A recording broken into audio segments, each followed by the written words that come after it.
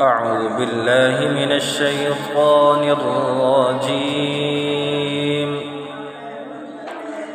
بسم الله الرحمن الرحيم.